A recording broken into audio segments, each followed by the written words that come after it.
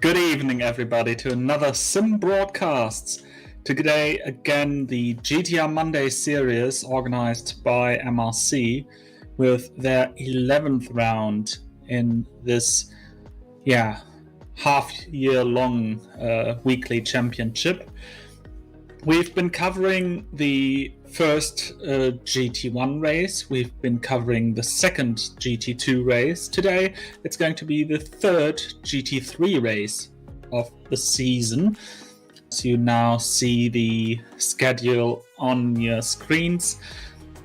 11 rounds, 10 rounds have passed already, so we are entering the second half of the season today with Westhill National and the GT3 cars.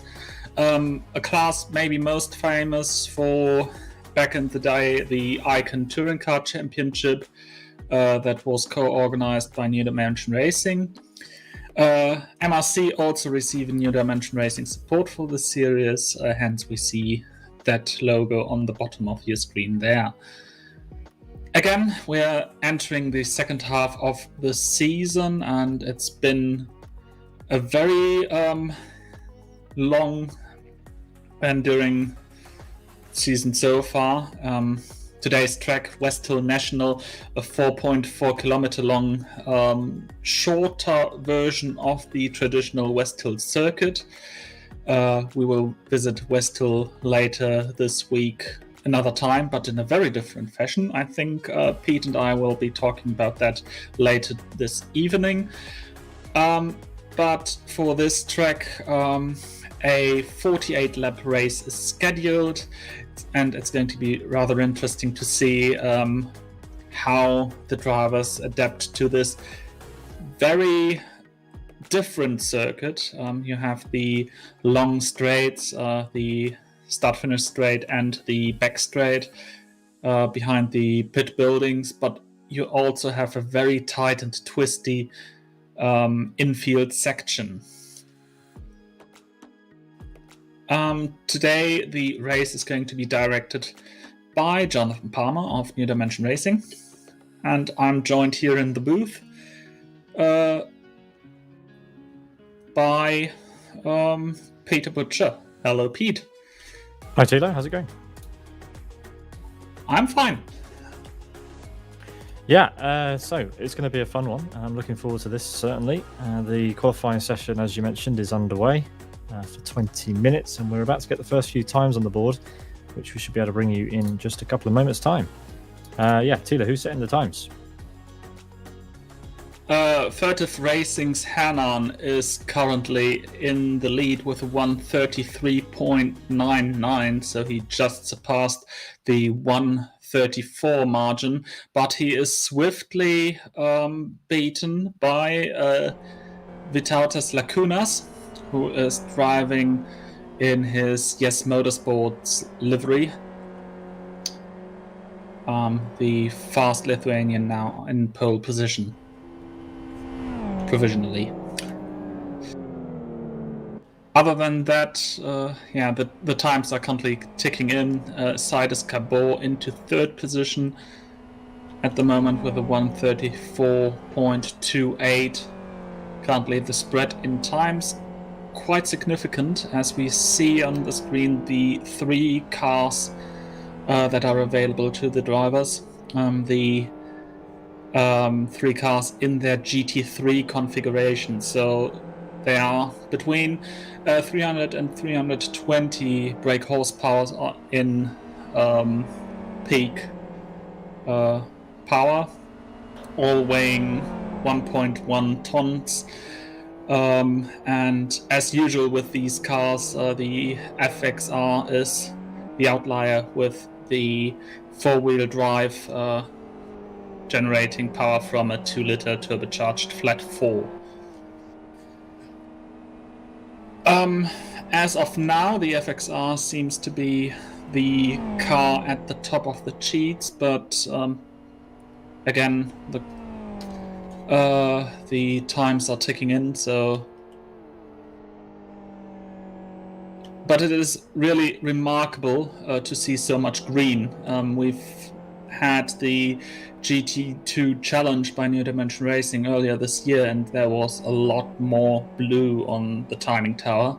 Yeah, you're right about that. I'm very surprised. Well, yeah, I am surprised to see this many FXRs. It's going to be interesting, isn't it, to see how they fare against all the XRRs. We're currently watching the top placed XRR. Sidus is Gabor in that purple and white livery there, and he's rounding the final corner. Will this be an improvement? Let's wait and see. Up towards the start-finish line he comes.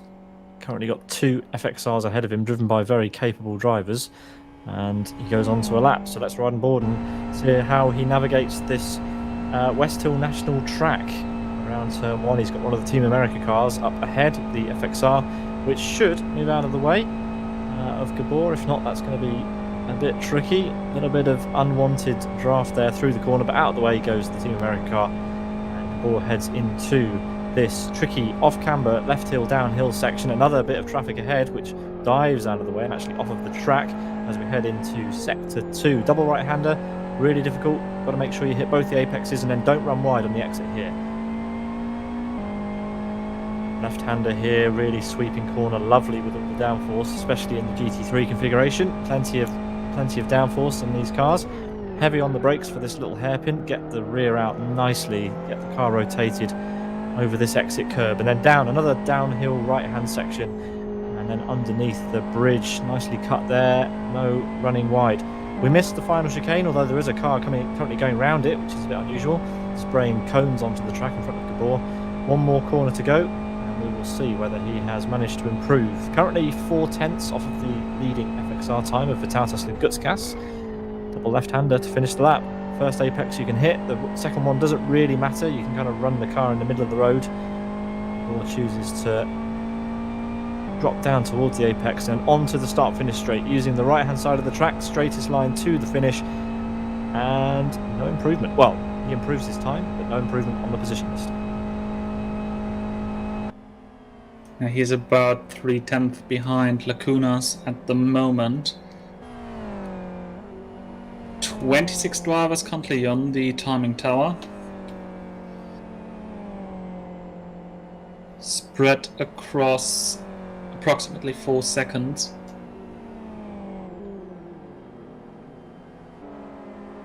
Yeah, Gabor was aborted his second run, not surprisingly. But yeah, we have, like you said, Thilo, a big number of FXR cars. 26 cars currently setting a time, most of which are FXRs. And then there's about an equal number of XRRs and FZRs. But the XRRs seem to be doing the better of those latter two.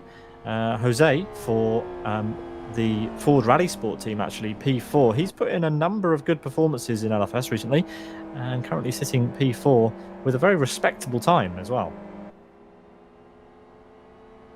Yeah, he is on an equal time with Menendez from Team America in his FXR, as you see him on the screen. All right, Thilo, why don't you update us on the Drivers' Championship standings?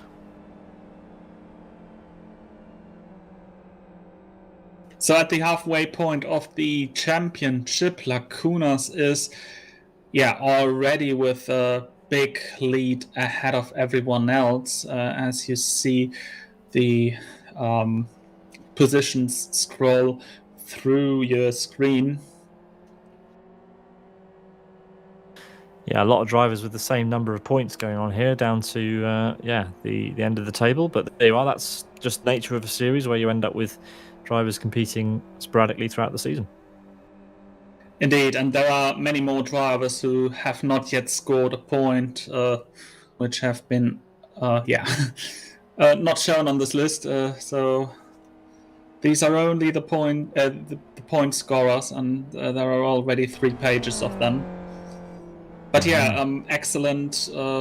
Yes, Motorsports Vitautas Lacunas leads the championship from Gotchki from Conquest Racing. So one of the older among the viewers will remember.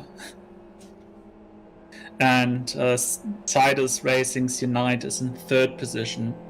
Now we have the Teams Championship on the screen with Last Lap Motorsports in the lead. If you are confused why Last Lap Motorsports is there, Vitatis Lacunas is officially entered for Last Lap Motorsports on Elephant's World, and that was the reference taken by MRC here for these championship standings. Furtive Racing with big turnouts for many of the rounds in second position, third position World Class Lions, and maybe taking a look at P17. We appear there. Yeah, who was driving for us? I can't even remember at this point. But anyway, Adam scored 4 points for us in his one and only outing. All right. Well, yeah. Update to the standings here. We've got still the same story at the top with the two FXRs leading the way from Gabor in P3. But yeah, some interesting stuff going on there. Very interesting, I must say. I have seen Katia in a FXR. Must be Katia the younger, if I'm not mistaken. Because Katia the older, or the elder, better to say, is in an XRR on P13 at the moment.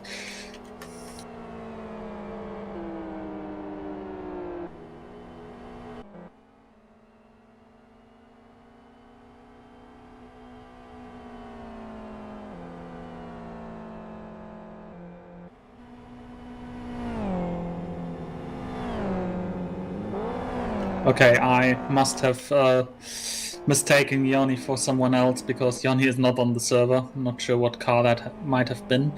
Yes, Motorsports Lacunas rounding the final corner on a next attempt to improve his time. 33.72. Yes, he improves by almost a tenth, increasing his lead from Furtive Racing's Hernan.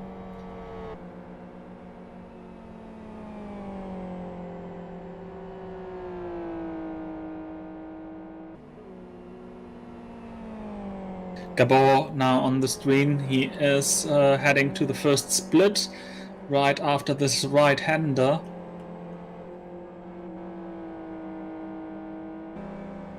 .26, his reference time at that split.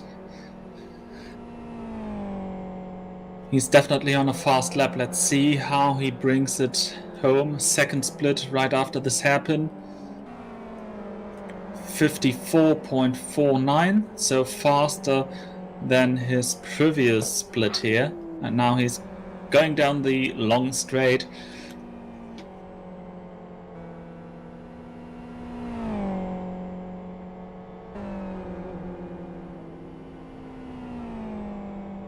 Now braking for the final double left.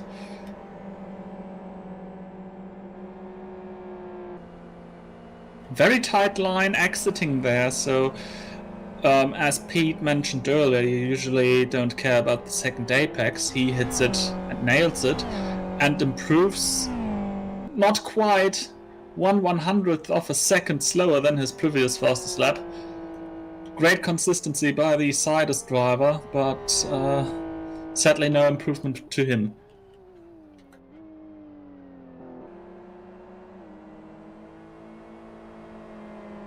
Looking down this field, we have Acebect in 27th position, currently 2.64 seconds behind the leader. He is now on a third lap, so he is on his second consecutive flying lap. 56 dead at the split, so already 1.2 seconds slower than what we've seen of Gabor previously.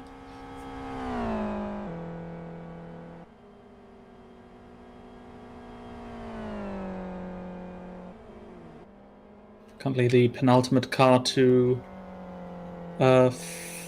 qualify. Oh, and he runs wide, and that won't be an improvement. He uses the escape road to return to the track, but ultimately spectates.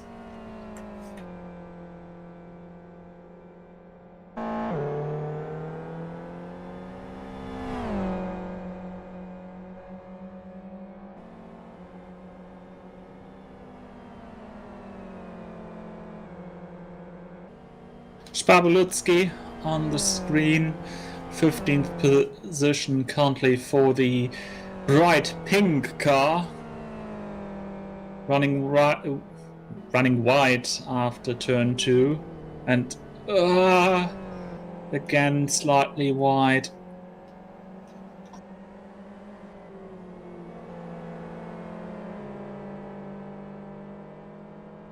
First split of 35.91.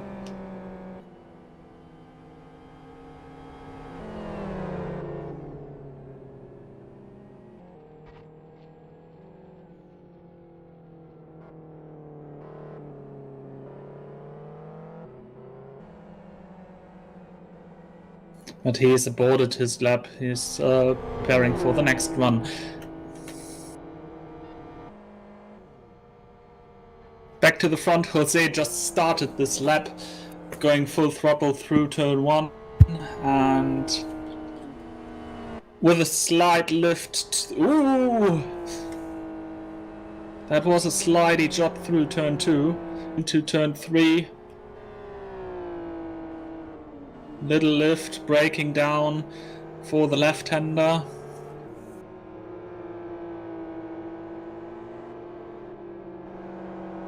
Controlling the car with the throttle. 30. Okay, he aborted it right after the split, so this lap must not have been to his liking. We have got 2 minutes and 20 seconds left in the session.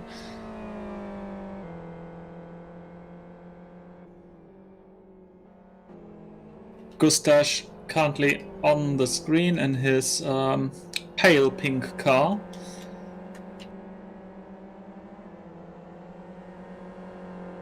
Looks like we have got the whole color palette here on the grid.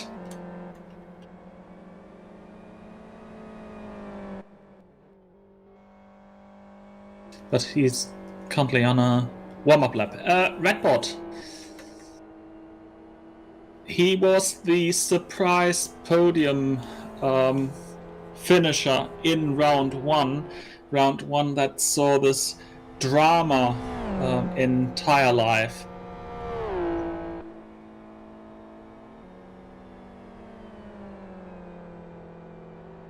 Finishing the GT1 race in 3rd position at the opening round. On board with Lacunas. Through the final corner on the start-finish straight, beginning 1 lap. We're on board with him.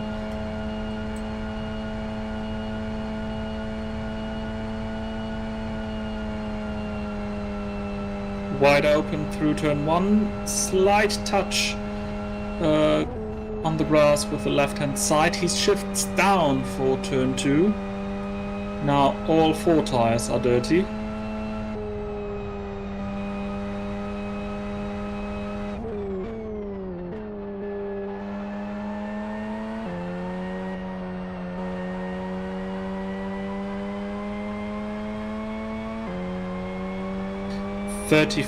.89 split time. A similar split time was thrown away by Jose just moments ago.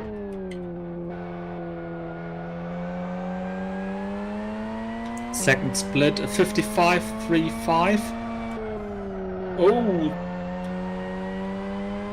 very interesting to see. Okay, he's aborting it by going through the chicane.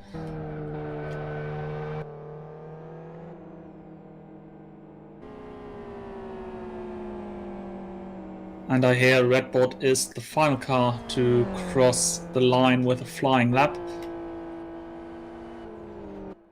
Oh! Well, he went pretty wide there, and that was his lap.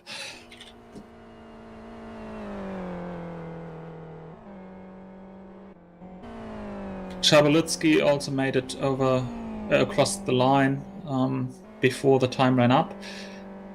As we have Gabor on the screen rounding the final corner. Third position for him. He is the first car upwards of the 34 mark, and he breaks it. 1:33.99, an improvement in time but not in position.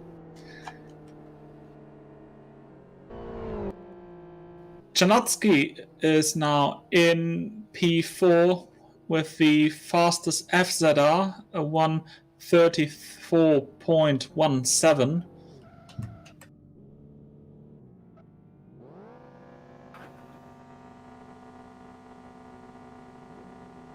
And we already have the final result on the screen.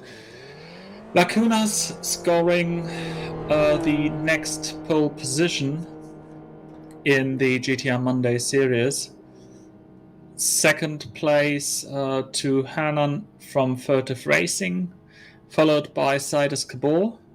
Chanatsky in fourth position, fifth for the Ford Rally Sport driver Jose. Then Team America's Menendez, Furtive Racing's Romero. The first of the Master Race Car drivers, Texas in eighth. Francis for HR in ninth. 10th is Team America's Vinsu. He is followed by Gustash in 11th. Fast and Crazy's Borislav Botev in 12th. Ayub Marok for Born to Race in 13th.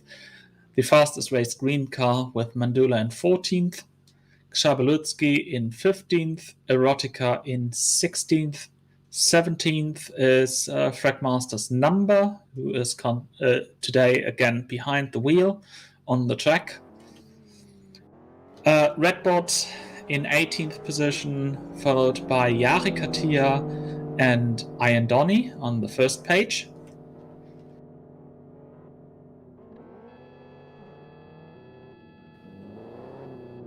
On the second page, we have Krevaten in 21st, followed by sorry for butchering your name. 23rd, Buttegas for MRC, followed by Argentina Turismo's Canobra. 25th, Dario. 26th, Hachiroku. 27th, Aspect. And in 28th, and starting from the final spot today, is Pit Lane Racer. We are going to a quick break and we'll be back for the start of the race in a few moments' time. Stay with us.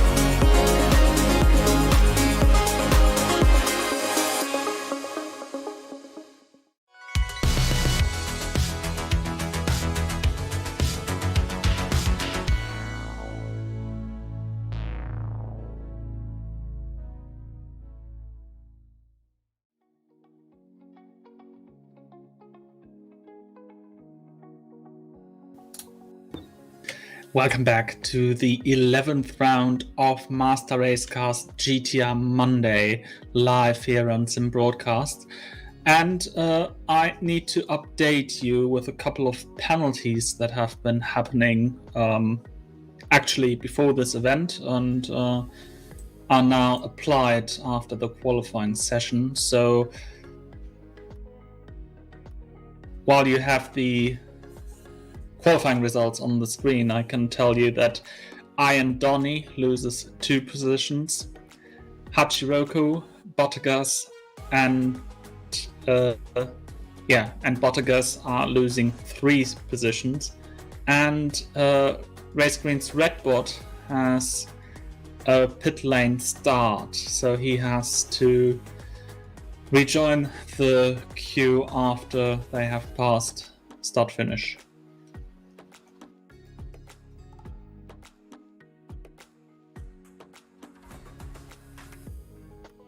So yeah, Thilo, we have a great racing prospect.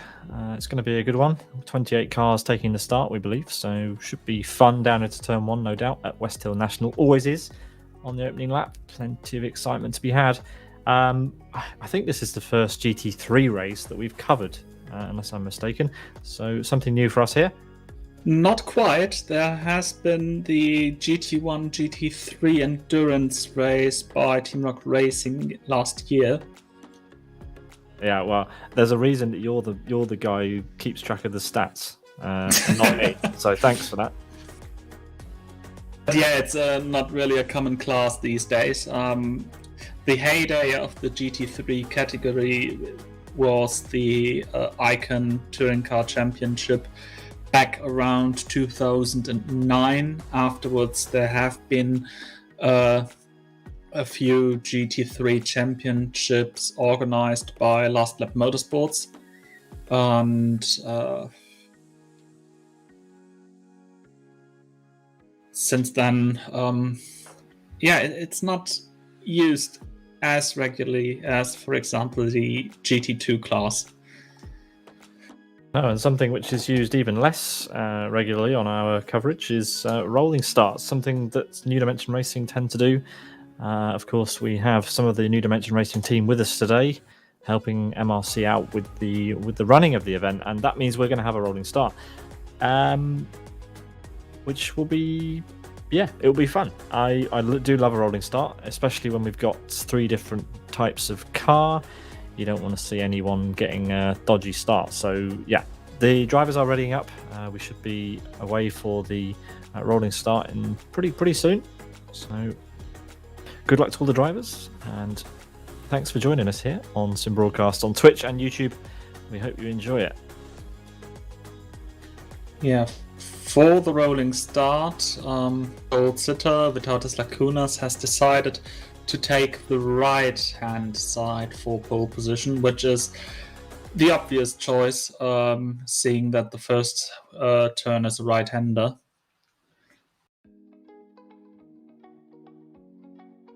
And yeah, today's race will not only see a rolling start after the formation lap, but also we can see virtual safety cars and safety cars as the cars hit the track.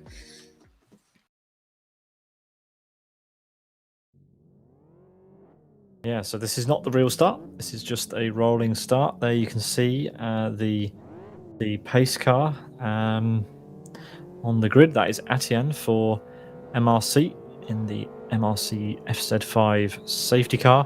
A little bit of fun from him last time we covered this. A little bit of a jump start for the safety car. Deployed for formation lap. The voice of Jonathan Palmer saying that the formation lap has begun, and there we are.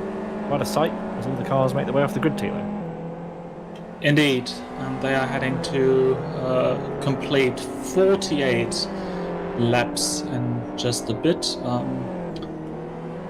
There is also a mandatory pit stop for cars set, so we won't see anyone gambling do a zero stopper. Here, another look at the track map.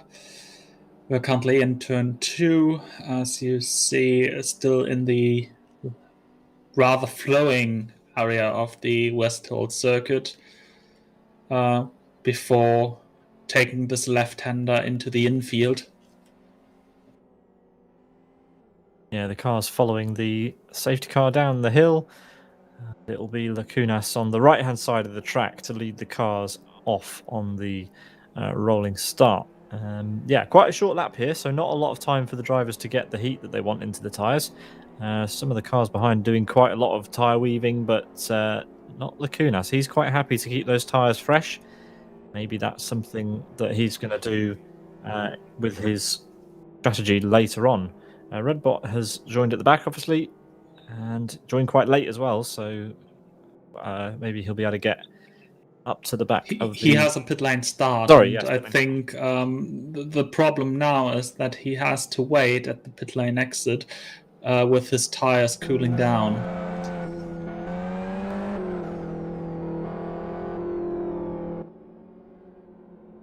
So here come the cars. We're not using the chicane, even though, as Thilo was commentating over qualifying, quite a lot of the drivers were using it, maybe to indicate that they were aborting their lap or something, I'm not sure. But at some point, the safety car will drive away and the field will be released, and Lacunas will have to set the pace. The restart signal is given to the drivers, so they are forming their formation.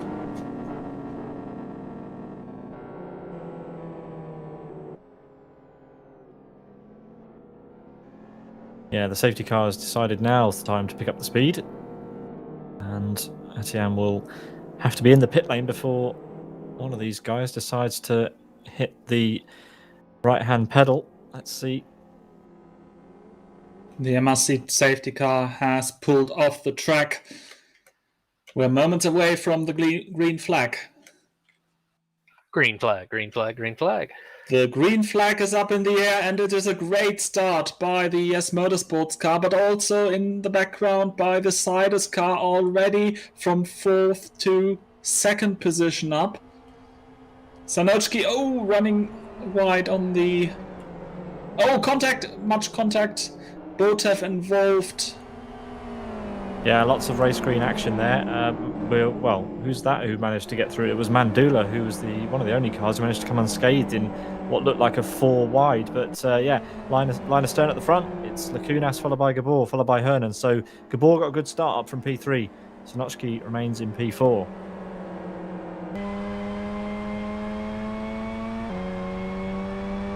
Yeah, Lagutskas will be really happy that he got that clean start, but he won't be so happy that Gabor has already been released by Hernan. Hernan for Furtive Racing, who started right next to Lacunas, just didn't... Well, it didn't look like he was ready for the start, Thilo. He just didn't get going when Lacunas booted it.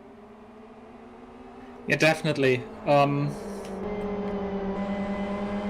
It looked like he was maybe half a second too light on the throttle. Yeah, had to go immediately defensive, but by the time he went defensive, Gabor was already on his inside.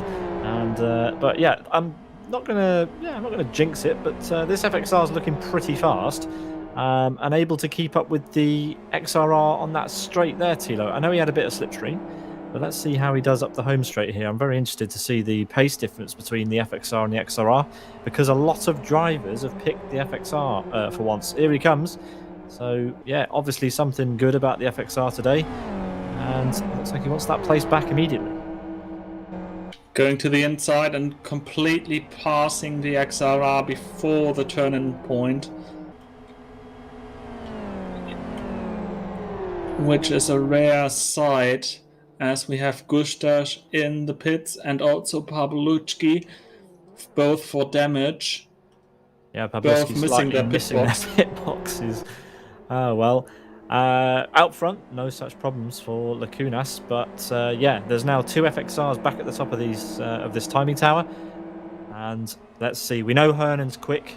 He's one of the quickest guys in the GTRs of these days, and I wonder, can he shine a light to the likes of Vytautas Lagutskas, running the S Motorsport tag, but registered under Last Lap Motorsports for this championship.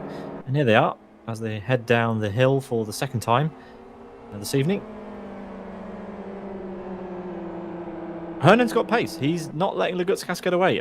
It's quite positive. We've only got under a second between the top 2, so it looks like Lacunas may have something, some challenge on his hands, as Sonotsky also feeling like trying to get past the XRR of Gabor. Sonotsky trying to do it around the outside, the number 77. Is that going to work? Not quite. You'll have to try it on the straight, Thilo. Yes, and now he's again in the slipstream of Gabor, pulling now to the left-hand side. So Gabor only leaving room on the outside, while it is good to keep the track position. The cars ahead are already disappearing. Side by side through turn 1, that works out. Yeah, that was now brave. Sonotsky has the inside for turn 2. Yeah, that was an excellent move. Both of them leaving each other enough room, but Sonotsky really brave around the outside. Normally, when you end up with that situation, the guy on the outside goes a bit wide, but they both judged that to perfection. And we now have a car from each each type of car inside the top 4. But can Sonotsky try and catch up to those FXRs?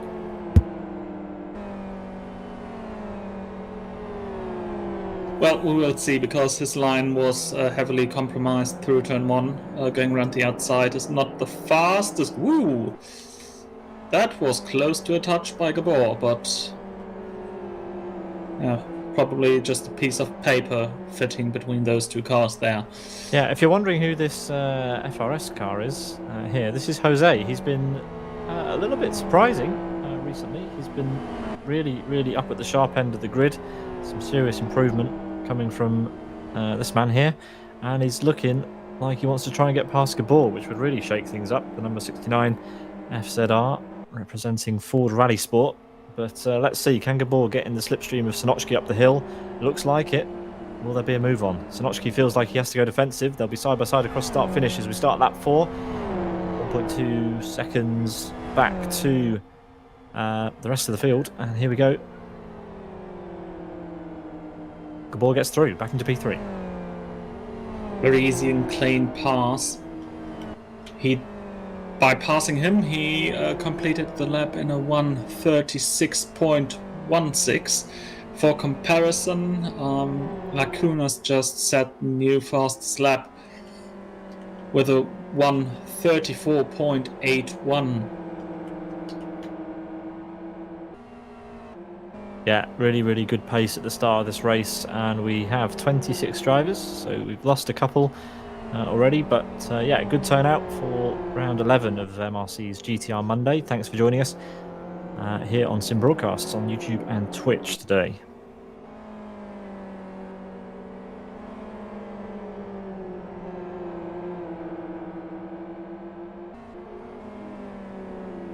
Everybody's getting kind of strung out, but one car who's, well, got himself inside the top 10 and is chasing down Ayub in that lovely livery there is Mandula, who we haven't seen for a couple of events that we usually cover.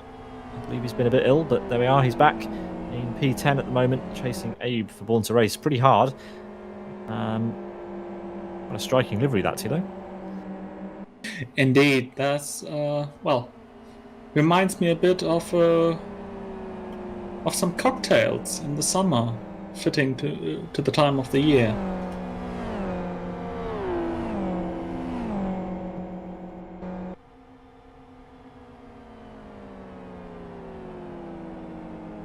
One important advantage of the GT3 cars is their power to downforce ratio. That is, enormously on the side of the downforce.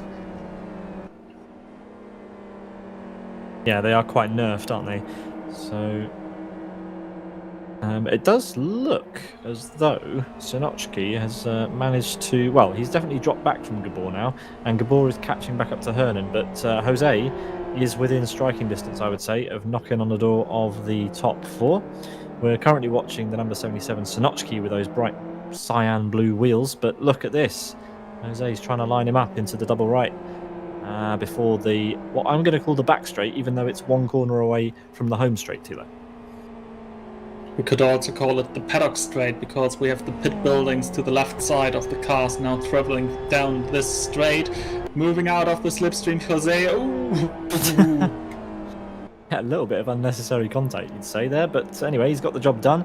He needs to get a good exit so that he doesn't get mugged up the straight again. It does look like Sonochki's taken a much tighter line to try and get under the rear wings. Jose goes immediately defensive over to the pit wall, and that's probably enough actually for this lap. Good effort, great exit, and that is P4 for the FRS team.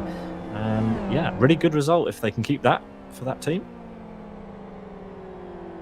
Indeed, FRS is one of the rally teams in Live for Speed. Usually they were, at least, and they get into the circuit racing more and more, as we have Hachiroku here in P16. Yeah, he's battling with the Argentinian Gravatin. He got past him actually on the home straight, so the bright green car losing a place down to P17. Hachiroku making up a place there. Gotta say, impressive race so far for the Furtive Racing team. Currently P2 and P7. This is Romero, who is coming under pressure a little bit from a fellow South American, Vinzu. There's a kind of a South American sandwich going on here, as we have the Team America Meneses in P6, Vinzu in P8, and the Furtive Racing driver in the middle with the Argentinian flag on the roof. So yeah, lots and lots of South Americans involved in this series, Thilo. Great to see. Yes, it is great to see. Especially it is a Monday evening for them. So It's Monday, pretty early in the afternoon actually there, isn't it? True, yes. It's a good thing they can manage to race even that early in the day. Usually we only see them around for the big weekend leagues, as now the Team America car pulls side by side and goes past the Furtive Racing car of Romero. So Vinzu now following his teammate into the 7th position. Yeah, Vinzu is extremely, experienced in the FXR, as is his teammate up ahead. These guys have been racing these cars for donkey's years. A lot of years. So good to see them still driving around in LFS, these top leagues in the sim. And yeah, a little bit of news further ahead. Sonochki, I think, must be struggling because he's been passed by Jose quite easily. After that really, really stunning early pace, that great move around the outside into turn 1 on Gabor, he's now under threat by Team America. We're hearing that Sonochki's tyres are incredibly hot for this early stage of the race, so possibly some setup error or maybe some alternate strategy we're not quite aware of. But again, he goes defensive, doesn't want to give that slipstream away to the bright blue and orange Team America car. It's kind of almost like a 2021 McLaren livery, that one, Thilo. Indeed. Sonochki's probably fighting with his tires because he went R2s on both axles.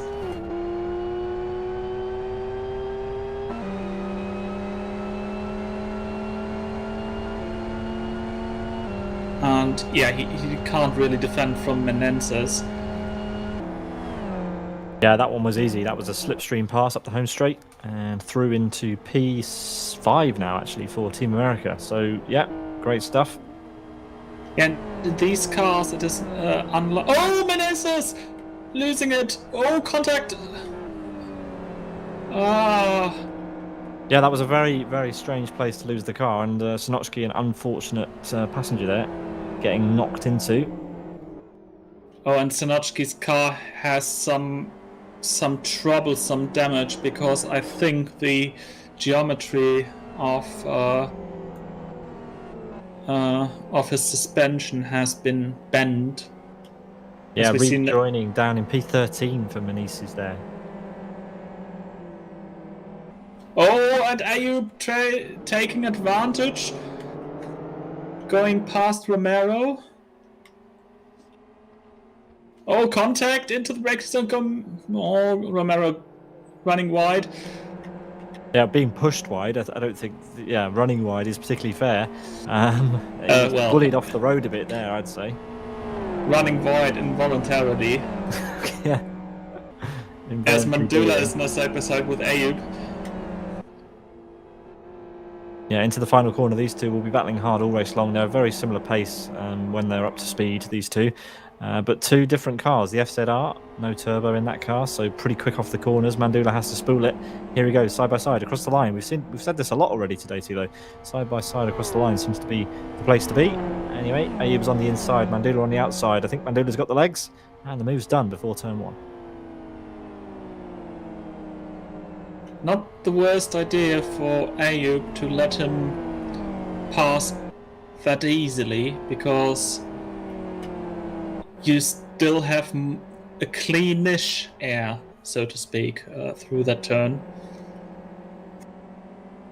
Yeah, I've been paying attention to the gap up at the front, and from second to fourth, the gap has come down considerably over the last few laps. Gabor has found this mid-stint pace, and on lap 9, he is right on the back of the Furtive racing car as we have battles further down.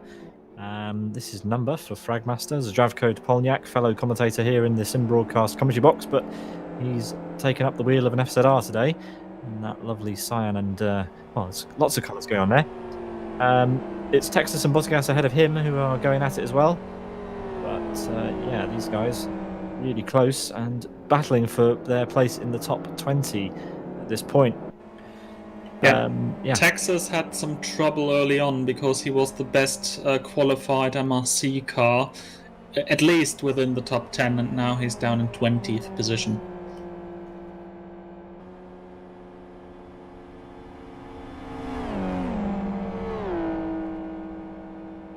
Well, Gabor was really close to the back of Hernan on the previous lap, but Hernan seems to have pulled away, which must show that the FXR really does have the pace in this series, as Texas and who's that? That is Bottas going side by side around the final corner. Here comes Texas. Oh, sorry to interrupt. Gabor side by side and past Hernan after some, touching of the rear quarter panel.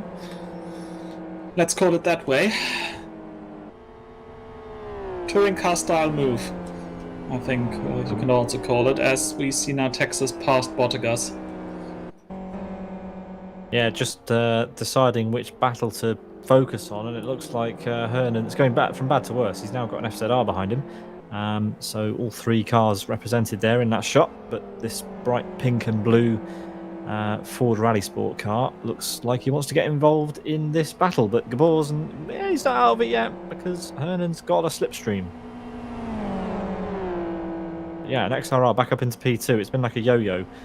Two FXRs, then an XRR getting in the mix, but it does look like Gabor is just being more consistent at the moment, and he needs to break that toe. He needs to try and close the gap. Look at the gap at the front, Thilo. 7 seconds almost to Lacunas.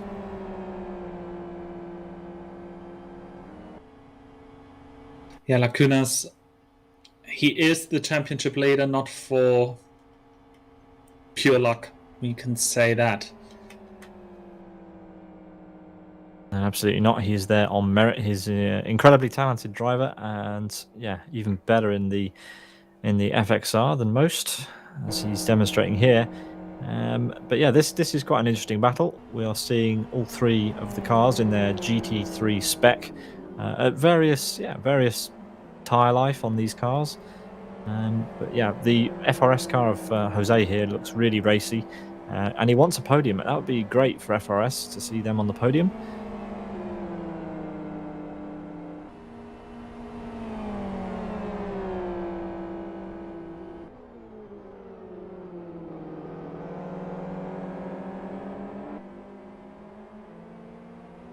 As we come through the hairpin for the 11th time, Hernan running a little bit wide, showing the car behind, Jose, where he's a little bit vulnerable.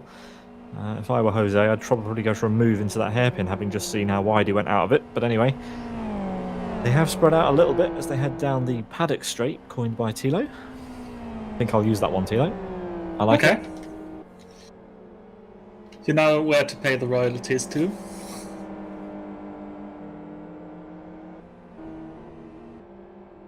Notchki and Mandula now close together, so Mandula has quickly dispatched of Ayub. Ayub's way down now. There's quite a big gap between those two, almost a second. But let's see, can Mandula try and get this FZR dispatched as well? I don't think so. Not this lap. Sanocki's doing a bit of weaving. Feels like he has to go defensive, but he's going to be under no threat whatsoever come turn 1. Not on this lap, but Sanocki maybe wants to reconsider his tyre strategy for any future rounds, because those tyres are on fire. And he is dropping down the order. He was way up at the beginning because of the... Well, I think he's running R2s on that car, so that's why he was quick at the beginning, but those tyres they've just melted.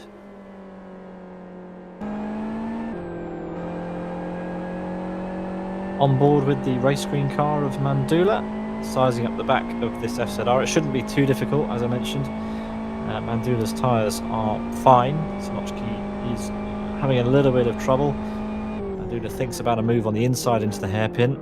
Goes a bit wide to try a cut back, but yeah, no luck on this lap. Maybe it'll be the paddock straight where he goes for the move. A little bit wide. Sanocki got a great exit, but you have to think, Thilo, is Sanocki driving on borrowed time?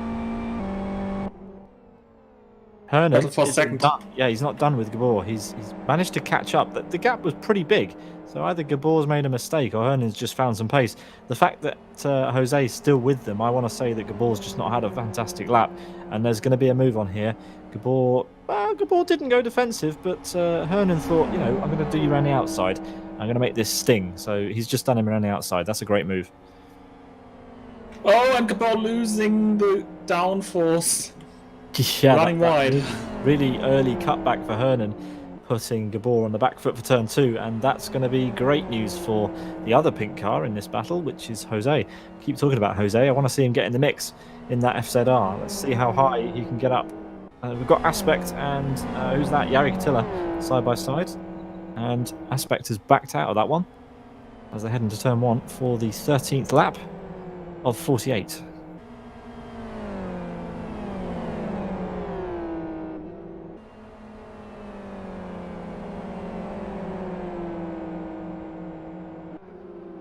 Hernan and Gabor nose to tail, and FRS's Jose is right there as well. See what happens. Oh, Hernan again with a mistake. Yeah, Gabor had to take some sort of evasive action there, and that's let Jose close up on Gabor again. But yeah, Hernan has made an uncharacteristic mistake, you'd have to say, and that has let these two have a battle. And Jose, not only is he thinking about a podium, he wants the second step. He's just done Gabor there as if he wasn't even there. Like that looked a bit easy. Yeah, and now Jose tries to cut the slipstream by weaving left to right, a little bit like we've seen in real life and at the Indy 500 on Sunday. Gabor with a late dive. Oh, he's forcing the issue. Yeah, that was super close. You don't want to be any closer than that. But yeah, I mean, that's fantastic driving from both of them. Jose left him just enough room, saw he was on the inside, moved out, and ultimately that is job done for Jose for now. P2, what a great run he's having. We saw briefly Sanocki and Mandula, Sanocki, it was Sanocki and Mandula going at it, and Sanocki is dropping like a stone now. Mandula's got through, Abe's also managed to get through, so Sanocki just, not having the greatest time on those R2s, and again a slide, and there's another XR trying to get through, and there's contact. And who's that who's just been spun around? That was one of the HR cars. That was Francis. Yeah, I mean, Sanocki on those older tyres is just catching everybody out. Not older, they're the same age, but they're hotter. They're so hot. No one knows what to do when they get near him. And that was a real unfortunate situation as Francis...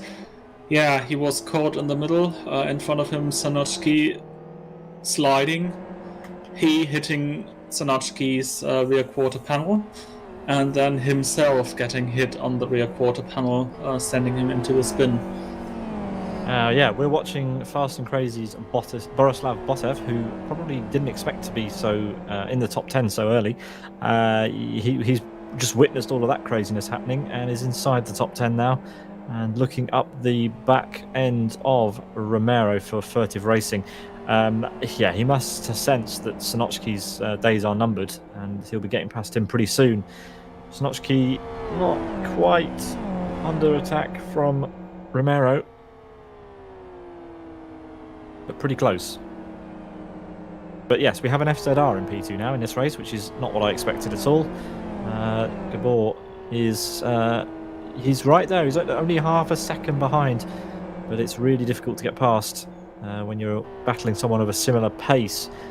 The mistake by Hernan really slowed Gabor down out of the penultimate corner, and Jose was right there to take advantage. As we see, who's this? This is Romero now, really close behind Sonochki in the infield section.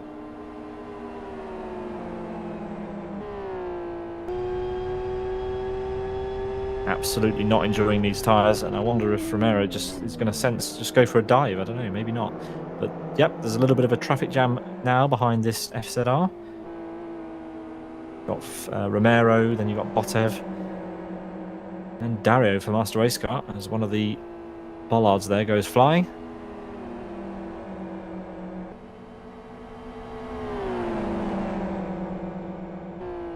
Sonochki can pull away slightly from Romero on the straight, but I guess now... Oh, in the background, side by side, Botev to the inside of Dario, or rather Dario to the outside of Botev, and now we've got 2 packs of 2 heading on the straight. Yeah, side by side, front and back. Sonochki on the inside for turn 1, and behind them, those two getting pretty close as well. Let's see, will Sonochki hold this? Contact, Dario! Oh dear. Oh, Botev's gone off. And who's that? That's Dario. Dario. The wall. So, yeah, that was unusual. Careful with the rejoint. No one's coming, that's fine. But yeah, a crash for Dario. Not what he wanted. But Sonochki, how is he holding on? I don't understand. They just can't get past him. While Romero was following Sonochki through turn 1, he nearly lost the car as well. I noticed it squirreling around as if he was going to have the same fate as Dario, but managed to keep it on the road.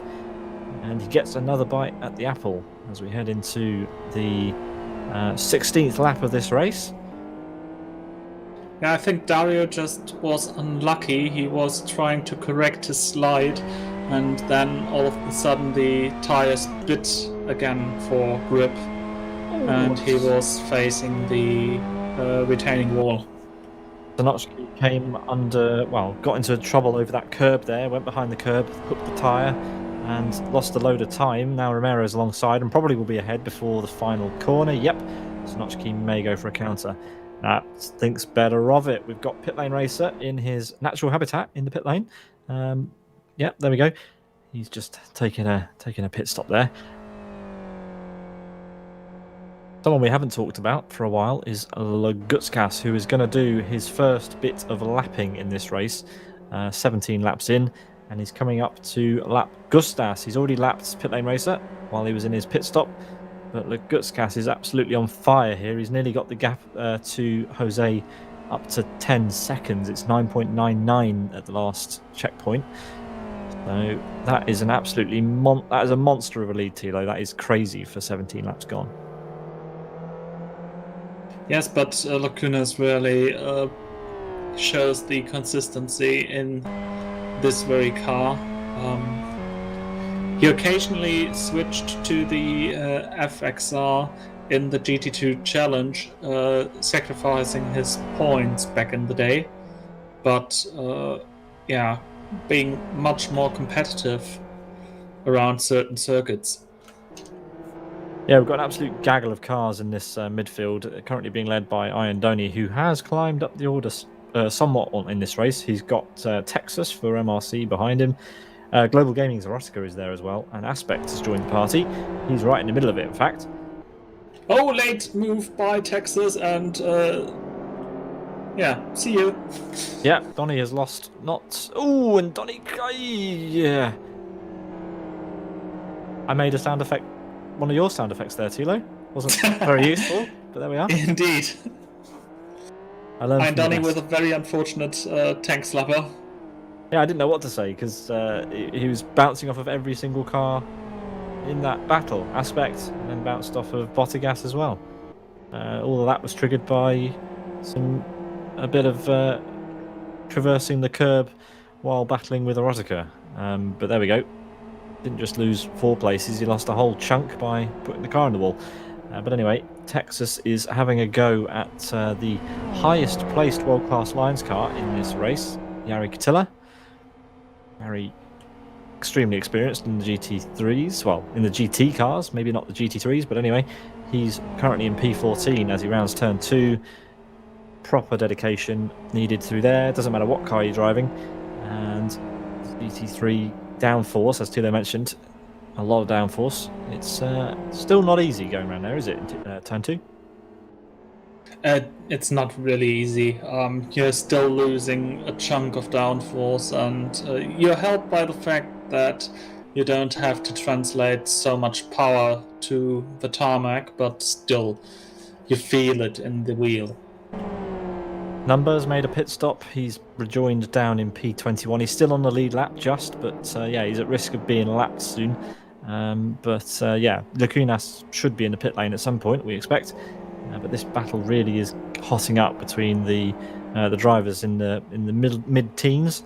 Yeah, and that was a great exit for Texas there. He might have a run on Jari as we head down into the final corner for the 19th time.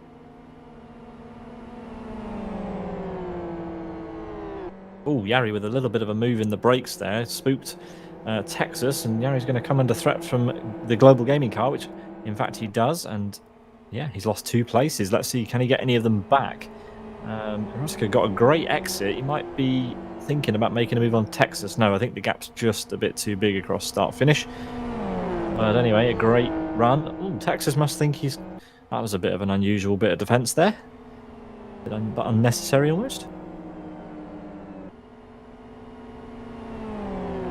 As in the background, we see Bottas going for a bit of an excursion over the exit curve of turn 1.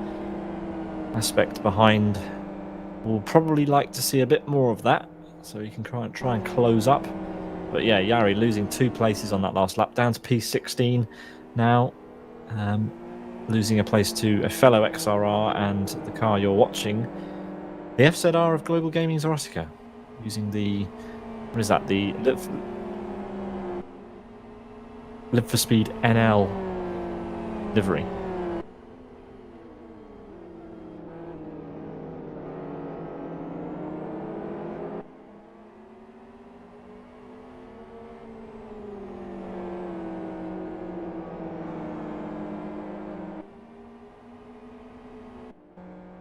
Lacunas now with a 10.7 second gap. He's got past Gustache. Jose is only just rounding turn 2. That's what the gap is. It's pretty big.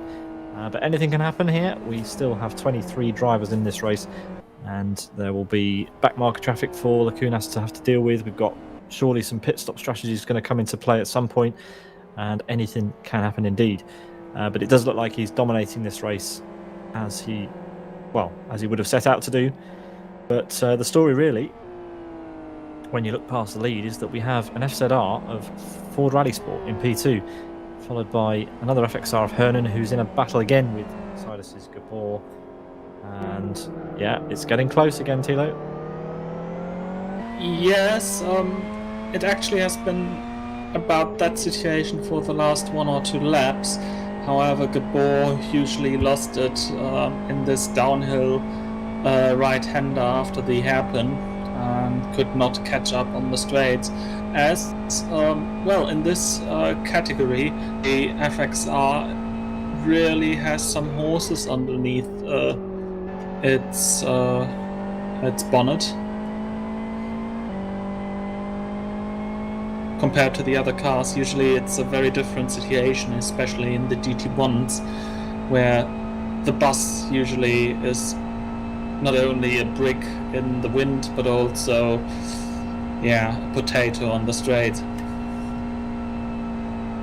Yeah, well, you can see how that's working. The XRR doesn't really have that much advantage over the GT3 spec FXR. And as we continue to ride on the bonnet cam of Gabor's car, he has pulled up to the back of that car again as we head into the infield. So you're seeing that the XRR is pretty handy through these high downforce corners. Hernan really is struggling a little bit there. But yeah, these cars are vastly different. They have different handling characteristics. Obviously, the car ahead of Gabor here has all-wheel drive, Gabor just has power to the rear two wheels. Both of them have a pretty huge turbo on them, but they handle very differently. The XRR is one of the most tricky cars to master in lift for speed, and the FXR is a little bit easier, I would say, to get up to grips with, but still incredibly difficult to become consistent and fast in, especially in longer races. So let's see, can Gabor close up to the back of the FXR by the end of this lap? Doesn't look like he will. So yeah, as you say, Thilo, this is probably going to go on for a little while longer. Maybe Gabor is preying on one of those Hernan mistakes that we've seen creeping into his driving during this race. Two other cars that are close, Bottas and Jari Katila. I believe there's been a pass here, actually. I think Jari was ahead of Bottas and has just been overtaken by him. Aspect there wanting to get in on that as well. Yep. Looks to be the case. So Jari down to P17 now. And Aspect in that, pretty well. It is just a white car, isn't it? He's looking to get past the world-class Lions car ahead of him. Yeah, a factory fresh livery, you might want to call it. Further up the field, we have Erotica side by side with Texas across start-finish. As usual, there's a battle across start-finish, and around the outside, is he going to make that move? He has. So Texas will be in the dirty air through turn one, and you can just see how quickly the gap opens up when a car pulls in front of you. You lose all the downforce, and you have to kind of lift out the power, and that is the effect. You lose, well, he's lost almost a second there, probably just over. Erotica would have been flat through turn one, and Texas would have had to get out the throttle pretty early as soon as Erotica pulled across in front of him.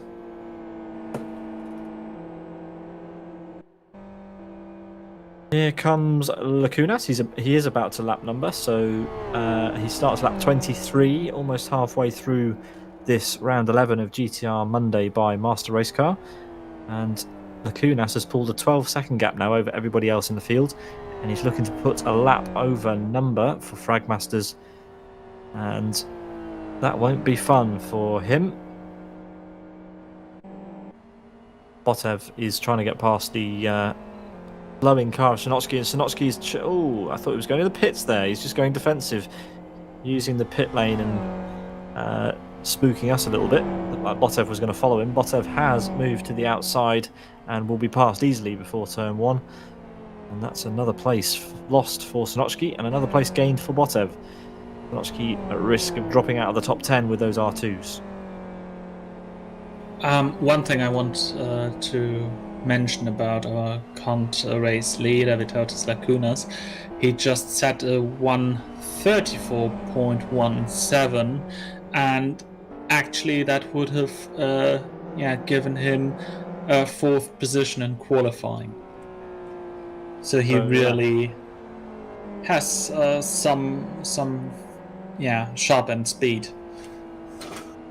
Well, we know that as the fuel drains out of these cars and the tyres, they come up to their ultimate operating window in the tyre model in LFS, that the fast lap times start to come out. But occasionally, it's a good indication that the driver is approaching the pit stop window for their strategy, so we'll have to keep an eye on his times.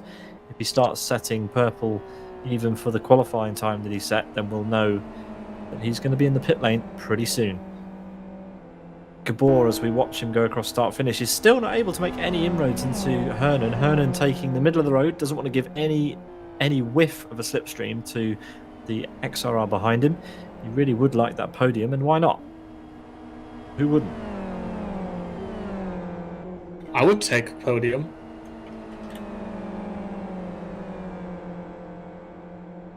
Unfortunately, Thilo, you are literally in the wrong job. Yeah. Darn.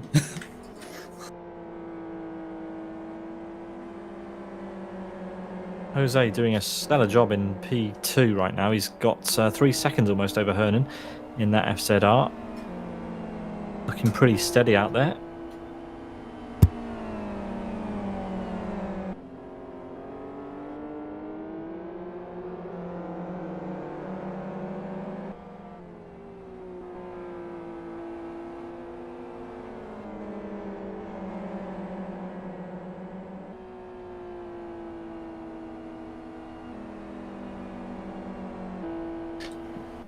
Meanwhile, Lacunas is on the start-finish straight, completing the first half of this race.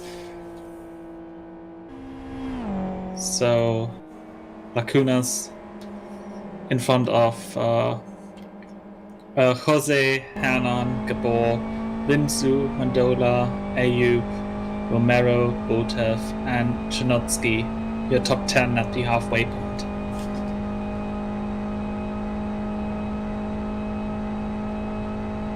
As Vinsu is catching Gabor.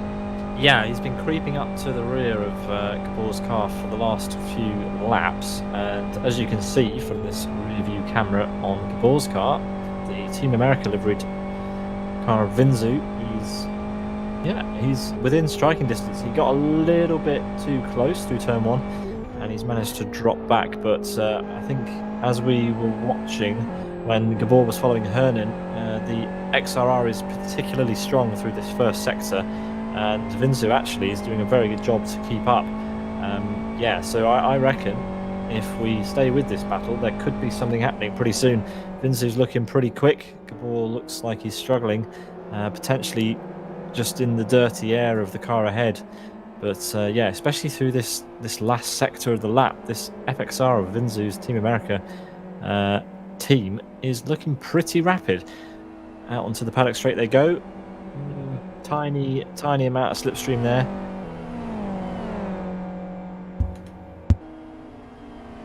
Vinsu and Hernan with the exact same split time. Only one faster in this group is Gabor in the sandwich of those two South Americans. But only slightly 2/10 at the split. And he keeps the 2/10 advantage to both drivers over the line.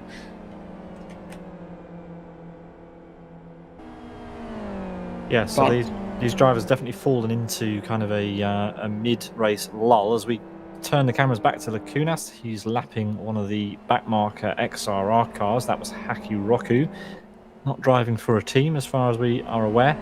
And that's another one, another car going a lap down for Vizautas Lacunas, who is just munching up everybody on the grid.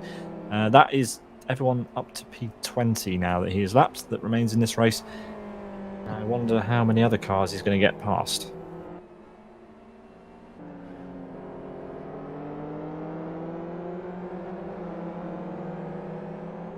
But yes, everywhere. Oh, as Hernan runs wide again, there's another error for the South American, for the Furtive Racing team. The FXR going wide again out of the hairpin before the paddock straight. That's happened before on camera as well. And that has given Gabor a whiff of the podium. Well, the podium. As we head up to the final corner again, I'm sure Gabor would sorely love to just be ahead of this car. As Hernan goes quite early on the brakes, spooking Gabor a little bit, and I think he's dropped a bit too far back again now. Yes, it doesn't seem like the slipstream is pulling him towards the FXR in front, so he must be at the very tail of this slipstream.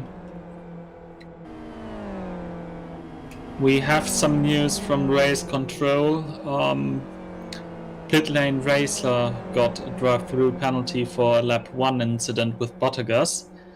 Furthermore, there was a lap 3 incident in turn 1 involving a number who sadly receives a 5-second post-race penalty. Yep, so unlike in Formula 1, he won't be able to serve that penalty during a pit stop. It will just get applied at the end of the race, so he needs to keep the hammer down, but I'm not sure which hammer, because he's currently in P21 as we see Gabor, who unhelpfully has Nico's username as his number plate, hits the back of Hernan, and that's not what you want to be doing, especially just before a high downforce corner. So let's see, can Vinsu now make the most of that and try and get past the Sidus car? Yes, this is fast becoming a South American fest, isn't it, at the front? Great to see these guys dicing with the likes of Gabor and Lacunas. Yes, indeed, and as we've discussed earlier, and also at an earlier round of the series, those South Americans are usually a little bit under the radar due to the early starting times for them, usually only showing up in the weekend races. Yeah, And sorry to interrupt. Jose came into the pit lane, so he was dropping down the order a lot, and Sonochki's coming too. You can just see him there behind. His tyres have actually come into a good window, apparently, Sonochki's, but he's in the pit lane, possibly to change them. But yes, Jose rejoins just outside the top 10. That is interesting. He did not go as long, maybe, as we expected. 21 laps to the finish. That will probably be his only stop of the race, we believe. But yes, he's got a lot of traffic ahead of him now, and if he's on pace, he's going to be battling, and that's not what you want when you're trying to battle for the podium. Interesting about Sanochki's pit stop, he switched tire compounds completely from R2s to R3s, so and Bottas! Ooh, this pit lane exit catching out the fast approaching Bottas. Well, ran wide. Yeah, it seemed like the issue was out of turn one, which is, you can see what's happening at pit lane exit. You just need to be a little bit calmer, maybe. I don't know. The problem is the closing speed. The speed difference exiting the pit lane is quite remarkable, and you can easily underestimate that. Yeah, as we turn the cameras back to Vinzu, who did in fact catch up to the back of Gabor and is side by side, in fact ahead as we head into turn one. He's on the inside, he's done it before the corner, so there you can see that the FXR is certainly a contender, which is why most of the drivers have picked it today. Gabor running wide, obviously not able to keep his foot on the throttle due to the drop in downforce with that FXR cutting in front of him, which means we have 3 FXRs on the podium again. And Gabor has to settle for P4 right now. When will he decide to come into the pit lane? Surely he must. And yeah, does he want to be following around 2 FXRs? Maybe he doesn't have a choice.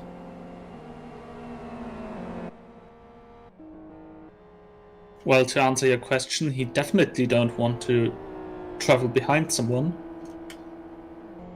MRC's Dario is in the pit lane. He's dropping down the order as everybody flies past.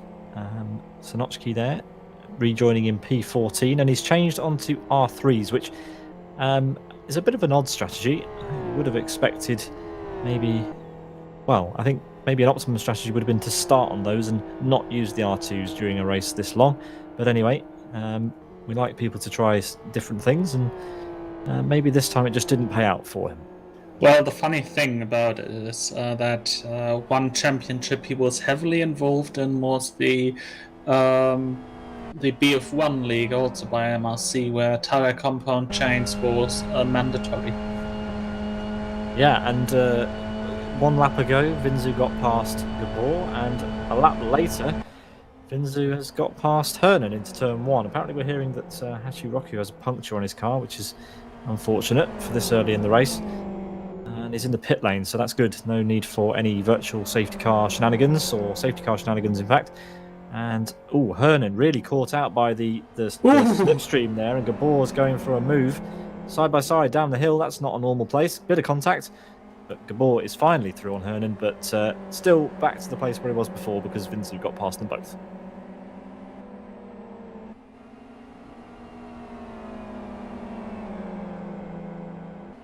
So only because the 2 FXRs came really close together has Gabor been given that position. So don't expect Herman to just fall off. He's going to be trying to get that place back. Thilo, you have some news for us. Yes, news from race control. There is another penalty issued. This time Borislav Botev receiving a 5-second post-race penalty for a lap 16 incident with Dario in turn 1.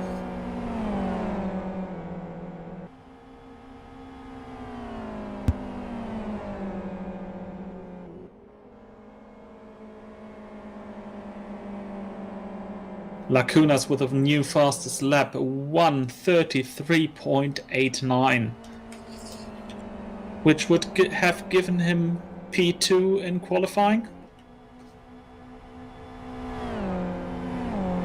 Yeah, certainly on pace. And yeah, it looks like Hernan will be able to stick with Gabor. He's a decent distance back into turn 1, which means that he can try and gain in the second sector, actually, because we know this XRR really is quick in the first sector. So yeah, Hernan won't be looking to get anywhere near him down here. Gabor is just too strong. If anything, Gabor will be catching up to Vinzu at this point. But this is where the battle is. Lacunas is now 20 seconds in the lead after the FRS car of Jose pitted, leaving Vinzu in P2. But that is a staggering gap. These guys obviously will be gaining a little bit on Jose's net position, because Jose pitted pretty early. He'll have fuel to the end. These guys, depending on what strategy they choose, may have less fuel in the tank than Jose, and therefore will be gaining time, especially as they have older and more optimum tyres. Do we know how long a pit stop is here, Thilo, from the entry to the exit at race speed? No. I guess we can work it out. So, yeah. Jose didn't take tyres, so his pit stop was pretty short. Only fuel, I believe, at this point. So, yeah. No, I guess he must have taken tyres at that early stage. Taking some tyres. 13 seconds it takes to put new tyres on, so I wonder if these guys actually end up leapfrogging Jose. Possibly. I'll have to wait and see.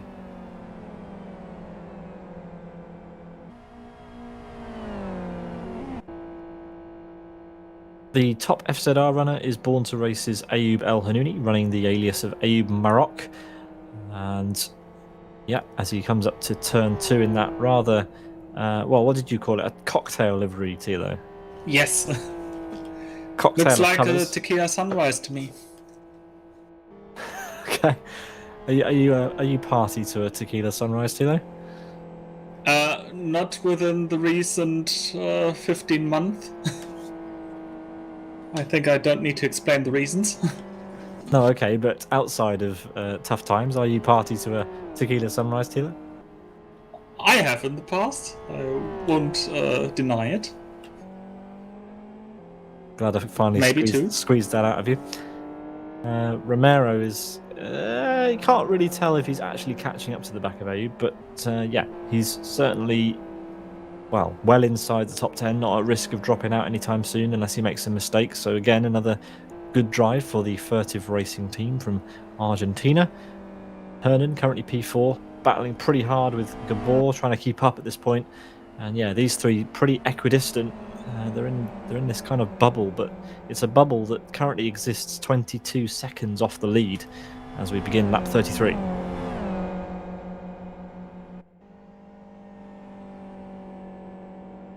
Botev rounds the final corner here. The fast and crazy driver. It's good to see that livery back on the grid. Yeah, behind him, though, Francis is in the slipstream. Could have been in the slipstream of Menenses. Yeah, looked way closer at the entry of the final corner as Hachiroko calls it a day and leaves the race. Yeah, Hachiroku had a puncture, went down into the pit lane and has just decided that he doesn't fancy driving around at the back, which is perfectly fine. Not everybody likes that on the Monday afternoons. But yes, Menezes is another driver. is another driver who he's been around a long time in LFS and loves his FXR driving as he goes for a little bit of a slide pretty aggressively actually through the first sector, out onto the second sector now, and he's being caught, I would say, by Francis, the HR team.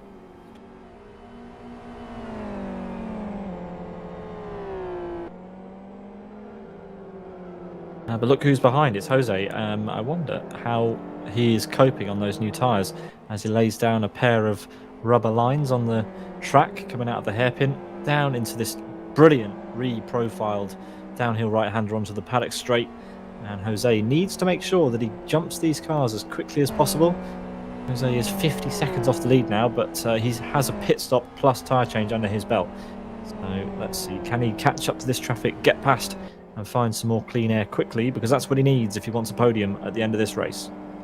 Well, if we speak of the reprofiling, if you want to see how the original layout was back in the old days, tune into some broadcasts on Friday, as we have a special 11th birthday event from Fragmaster's Fox Friday coming up to you right here, right on this channel.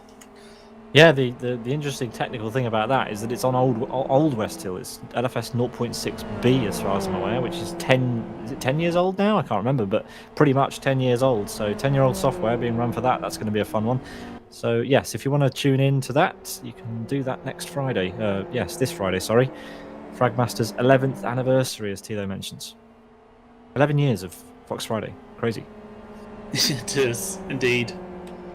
Anyway, back to tonight's action. Jari Katila is in a battle of the ages. He's been passed by the... Oh, Jose timed out!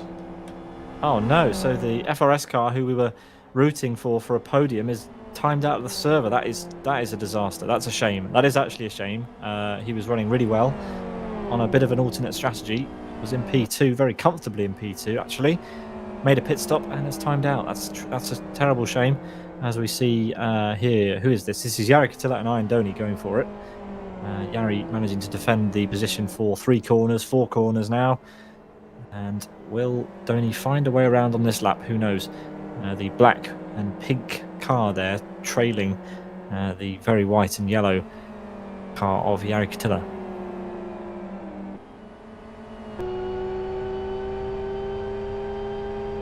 So yes, Jose, another casualty of the race, but this time, unfortunately, a connection problem spelling the end to his race. There's contact between Jari and Donny.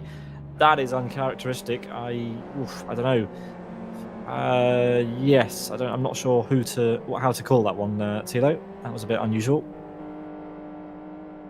Yes, it sadly was.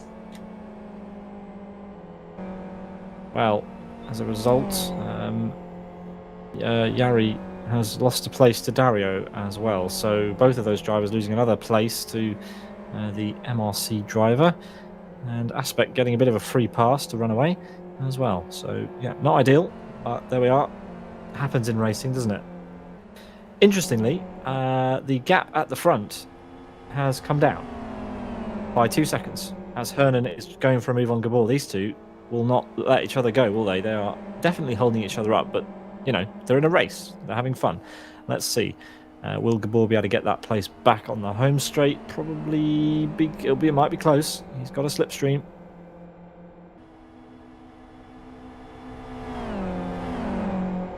But yeah, as I was saying, the gap at the front did go down, so I reckon... Oh, Gabor again, a late move into turn 1. He loves these forcing late Hernan wide.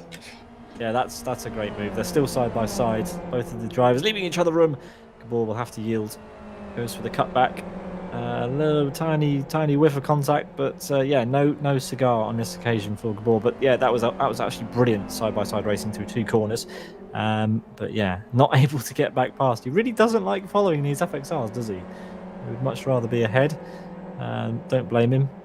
But well, yes. they are pretty annoying in GT3 as they are not slower than your 2-wheel driven car, and well, they accelerate better out of the slower corners, and especially now coming here down the hill from the hairpin to the right-hander, there is much you can gain with the FXR.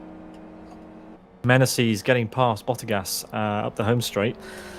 Just caught the tail end of that battle. Oh, and Meneses. Oh, gee. That's not the first time we've seen an FXR getting sideways out of there.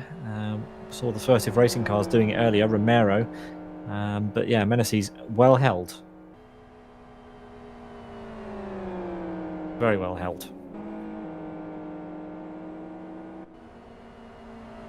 So one of the reasons why the Kunas may have lost that tiny bit of time, which he has almost completely regained at this point, might be the backmarker traffic. He's just had some to deal with. As you can tell from the timing tower, he has now put a lap over Dario, Aspect, Jari Katila, Iron Donny, Zdravko, Gustas, and Pit Lane Racer. So that's a lot of cars that he's passed. Some of those have made pit stops, don't forget. And we do expect the Kunas to be in the pit lane at some point during this race. He has 12 laps to go, including this one. And he is absolutely in a league of his own.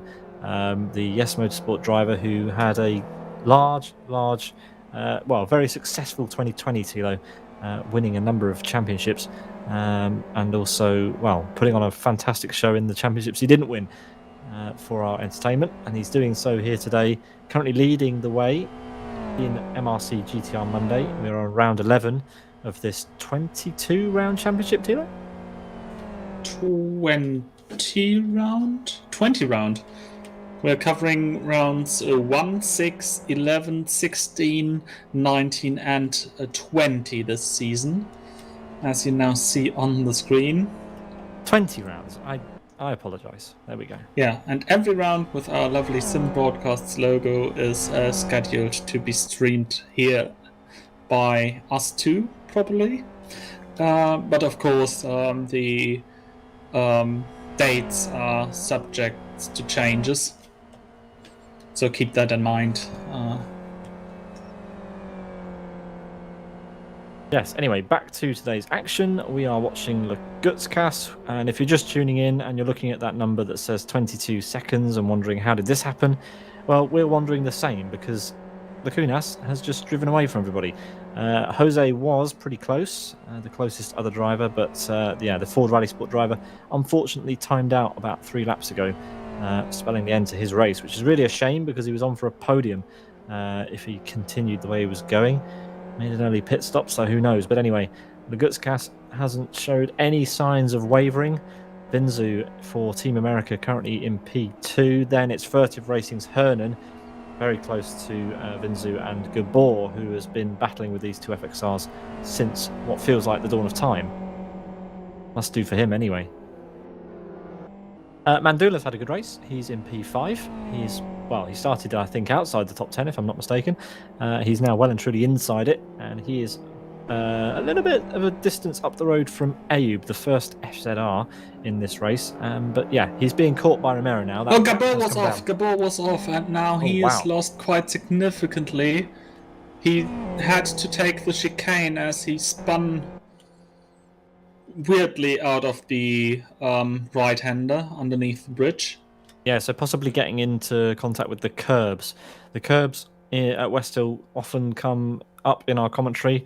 We would sorely like the new environments to come along as soon as possible so that we can stop talking about these curbs. There's a slight quirk in the way they work at the moment in LFS. And if you drive over them wrong, or hook the curb, as we call it, with the tyre, sometimes you can come unstuck. And yes, that is a shame for Gabor, because he's now outside the top 3 and dropping back even further from those guys. What is really interesting to see, while we had a lot of phases earlier in this race where all 3 manufacturers had a car within the top 4, this has changed with the top 3 now all being the FXR.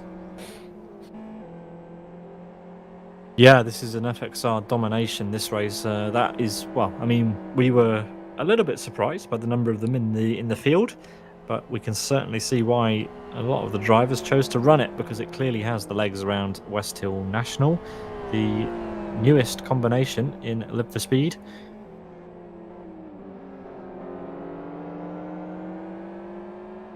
And here we go. Romero has finally caught up to the back of Ayub. This has been brewing for quite a long time. And we hear from race control that Hernan is up to P2. We missed that one. Vinzu must have had a bit of a mistake, because he's quite a way back now from the Furtive Racing driver. So Furtive Racing back into P2.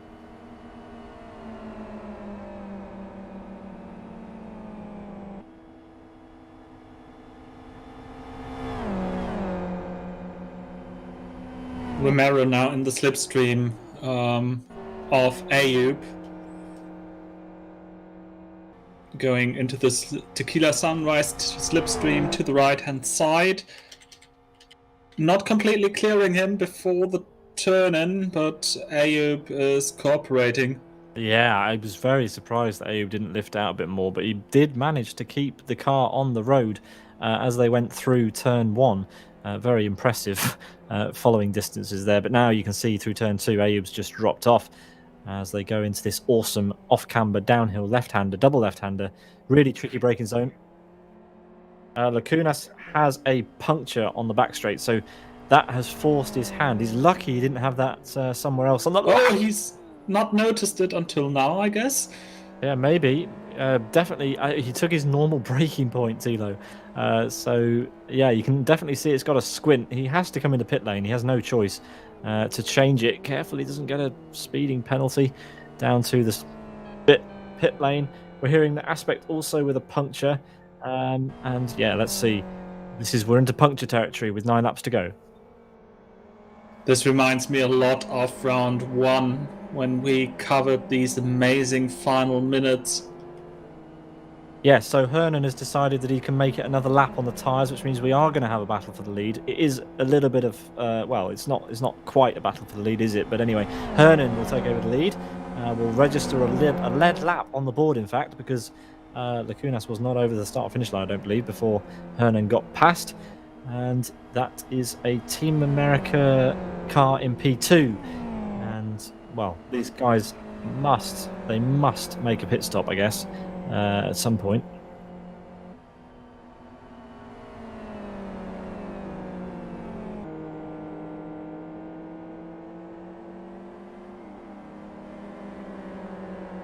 But yeah, let's see. When will these guys come in? I wonder. Lacunas rejoins in P4 ahead of Gabor. Behind Gabor by nothing, pretty much. But yeah, we do expect these guys to come in pretty soon. Lacunas has been pushing flat out for 40 laps before he got a puncture. These guys, similar. Hernan has been, well, he's been off a couple of times, spinning just where he's gone through there, but he kind of half spin, but he's fine at the moment. But you would expect maybe his tyres to be in a similar condition to that of the Last Lap Motorsport / Yes Motorsport driver of the Tautas. So, when are they going to pit? Got to be soon. My suggestion on the tyre situation, best of the top 3 currently, Hernan, then Vinci with the worst, and Gabor somewhere in the middle. As they go side by side, Vinci and Hernan. Vinci into the lead. Yeah, good move. This then, the current battle for the podium, because we've lost Jose. Gabor is gradually clawing back that time while these two are fighting it out. And yeah, there's nothing between this leading trio as it stands. Obviously, they are out of sync with Vitautas, who is in P4, some 5 seconds behind this battle. But he will retake the lead once these guys go in the pit lane. Let's keep an eye on Gabor. Let's see, can he get past Hernan again? When's he going to do it?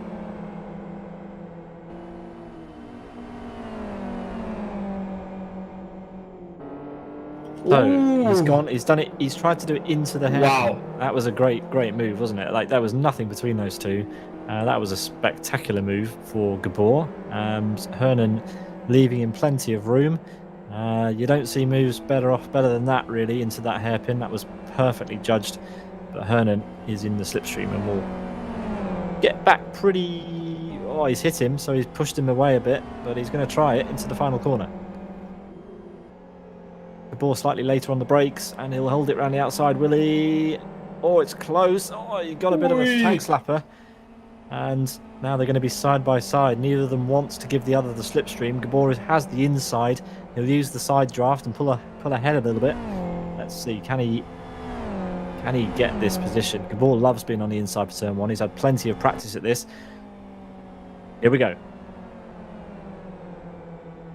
Oh, that's brilliant. Absolutely fantastic side-by-side action. And they're going to be side-by-side again. We know how this ended last time. Oh, more contact, but again, Hernan able to keep it ahead. That's the second time we've seen that exact battle happen. Bottas has a puncture. This is bad for his race. Menezes is miles up the road now. Yeah, let's see what happens with that. He needs to get that car in the pit lane. He's got 1 corner to go, 2 straights. So not a great afternoon for Bottas to get that puncture so early in the lap. But there are still 5 laps to go at the end of this one. and the top three are having thinner and thinner tires. When you have the tire graph on your screen, you can see the temperatures fluctuating more and more, which is a good indicator of how thin the rubber layer became. To give you an idea of how far up the road Lagutskas has been this whole race, he's now caught up to the lead three. The gap was 5 seconds about 2 laps ago, and now, well, the pictures speak for themselves. There is Lagutskas, and there are the top three of the race. Lagutskas has already done his pit stop, as we've got Hernan going side by side with the back marker, Jari Katila. Vinsu's actually quite a way up the road. I didn't notice how far ahead he'd got, but yeah, Vinsu finding pace at the late stage of his stint, and yeah, Jari Katila letting everybody through there. So Gabor is... Jari rejoining the racing line right in front of Lacunas. Jari also nursing his tires, we hear, so probably nothing much he could do. Very unfortunate though for Lacunas, because even though there's still a couple of laps left, time is running short. Yeah, we've got a load of back marker traffic here, and that spells trouble sometimes. As Gabor very aggressive into the hairpin, isn't he? I thought he was maybe having target fixation on the back marker and forgot to brake. It sounded like locked up and all sorts, but anyway, no such drama, as Hernan again runs wide onto the back straight, kicks up some grass into the windshield of Gabor. Luckily that isn't simulated here, and Gabor will have no trouble trying to pick up that slipstream on the Furtive Racing FXR as we head into the final corner to make it 4 to go in this race. Now, let's see. This is risky for these guys. They're going to be on old rubber. When are they going to blink? When are they going to go and get that fresh rubber? Will they even bother getting fresh rubber? Let's see.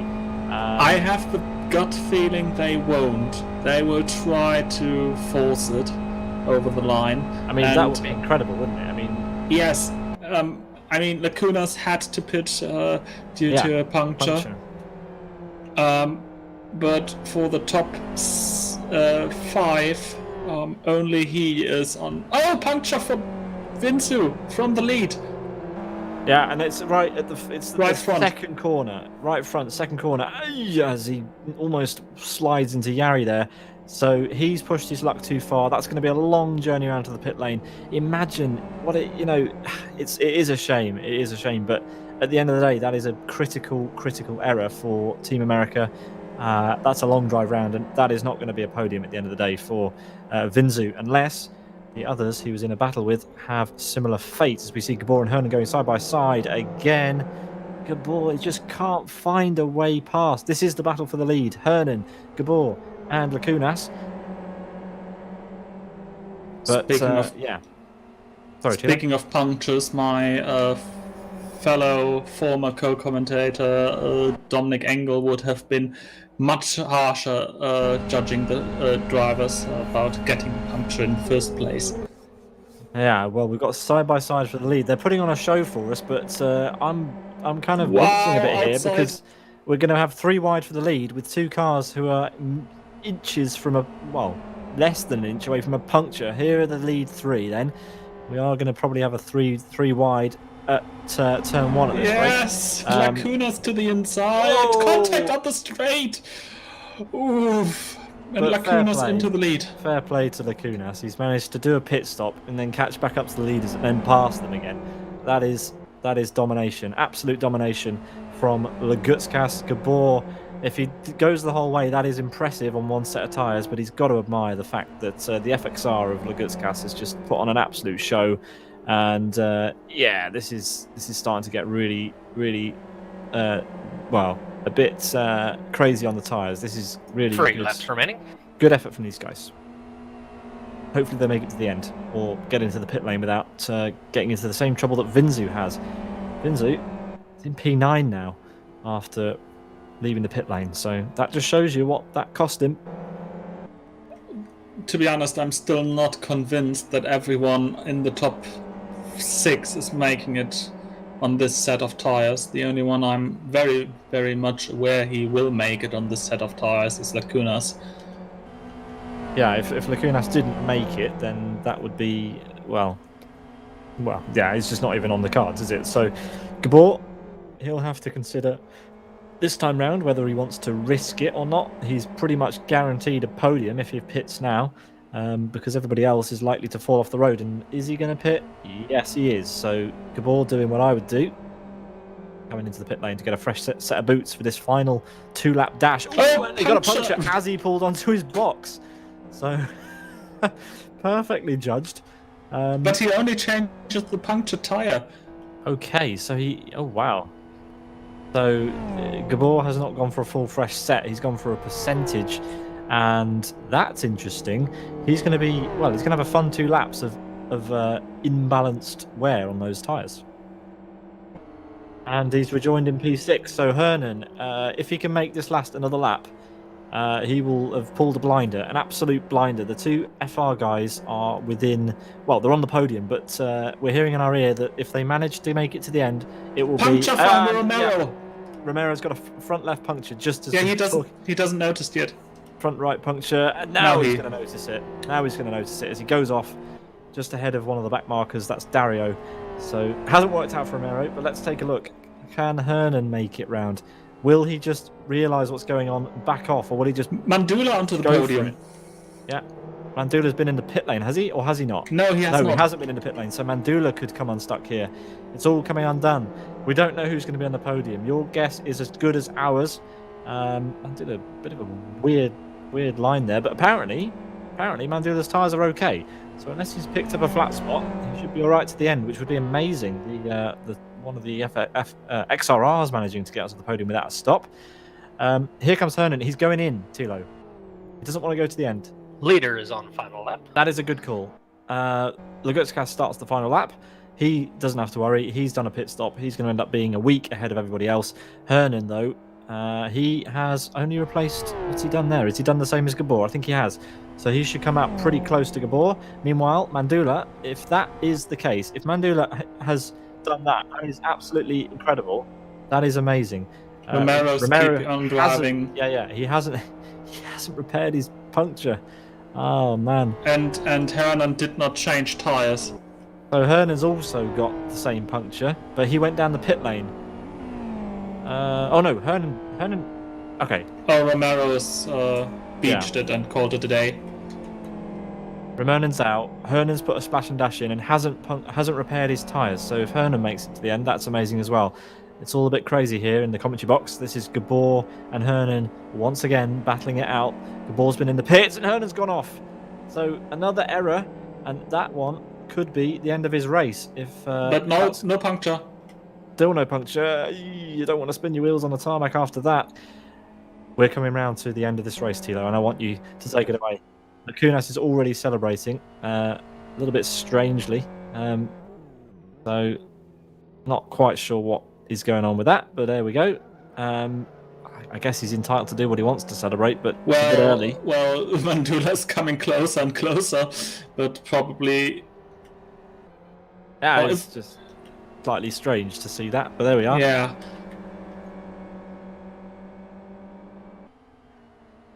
Across the line comes Lacunas to finish, in the weirdest way I've ever seen a race finish in my life, it has to be said. Mandula will be P2 after managing to nurse his R3 tyres through 48 laps. The top driver to do that, actually, in fact, and came within 9 seconds of Mandula. Hernan will make it on those tyres, so he will come around to finish in P6. It could have been a podium, though. You have to think, for Hernan. Yes. Well done to Ayub, who I didn't expect it, I have to say, but Ayub has managed to get the FZR on the podium, which means, Thilo, that we do have a car from a different car on every step of the podium. Yes, so a green, a blue, and a red displayed on our timing tower as the cars are crossing the line one after another. Fourth place to Sidus Gabor. Fifth place Borislav Botev, who keeps the fifth place even though he has the 5-second penalty, as the gap to Hernan is about 6 seconds. Vinsu and Menenses in 7th and 8th for Team America. 9th is Sanochki. 10th is Francis for HR, who also did a splash and dash without tire change at the penultimate pass of the pit lane. Texas in 11th position, so quite a recovery drive from his first lap shenanigans. Erotica in 12th position, 13th position Dario, then our fellow co-commentator Number in 14th. Ian Donny, first driver to not make the full race distance, in 15th. Then Bottegas and Katia, both also a lap down. Gustav in 18th position, 2 laps down, and Pit Lane Racer completing our classification in P19 with 5 laps down. Lacunas has made it around while destroying all of the track furniture on his route and pulls up underneath the start-finish gantry. And it'll be quite a wait, I think, for the others, because Mandula has run out of fuel and is being pushed around by Ayub, as we were watching before. So Ayub's front end will be nice and damaged for the podium photograph, but there we are. They're rounding the final corner. If they can find where the final corner is, thanks to Lagutskas mowing down the sign that tells them it's the final corner. And here they come. So Mandula with a pretty great strategy, you have to say. He was well outside the top 10 at the start, I believe, and manages to finish P2 just by going the distance on the one set of tyres. Great stuff. Mandula finally parking in P2 on the start-finish straight. And Ayub on P3. So we have our podium in the picture before we had the bumper. Here now the final race results, unofficial final race results. Lacunas, Mandula, Ayub, our 3 drivers on the podium. 4th place for Gabor, who had a very exciting race, I guess, but not with the outcome he has hoped for, at least I believe.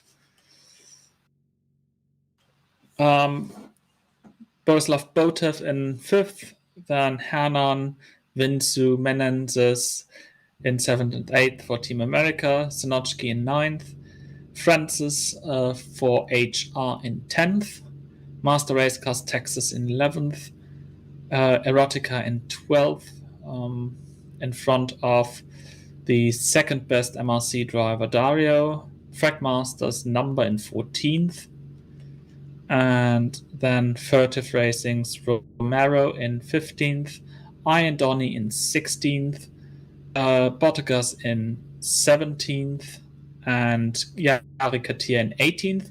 Now, if you are spotting that Romero is up there in 15th, he completed the lap for Ian Donny, Bottegas, or Yari Katia, but he decided to call his race a day after his puncture, and he got stuck in the gravel of turn 2.